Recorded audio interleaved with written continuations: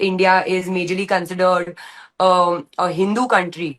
Hinduism have so many goddesses, and Earth is considered mother. We call it Mother Nature, Mother Earth. So where is the whole respect towards the women in this country? I don't see somehow.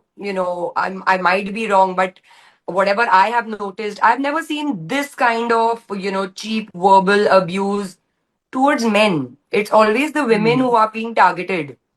It's very easy to come on a woman's platform, especially women who are a little outspoken, who have a mind of their own, and who want to put their views across. There are like things down there, the R word in Hindi, and all those.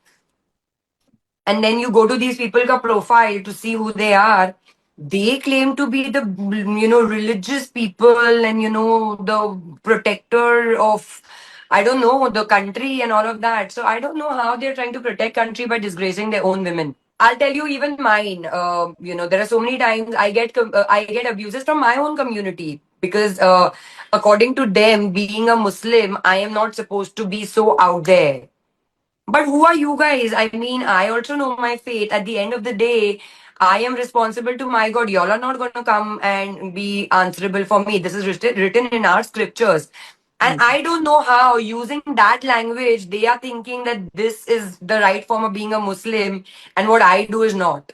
So, What would you say to people who justify trolling as part of fame? That you are famous, you're an actor, so you've got to bear with it. well, as I said, that right now it's no more about just being a star or a celebrity. Every person on social media, even a common person right now, is prone or is targeted with abuses and trolling. It's just that I think people, these frustrated lot, I'm not talking about everybody, there are still really good people out there who give you words of encouragement, who put out good content, who really teach you new things. But then there's this majority of people who maybe first of all don't know, oh my god, how has this one gotten so popular being a common person, and I'm still struggling and don't know how to get popular. They are the ones who will always come and give you hate.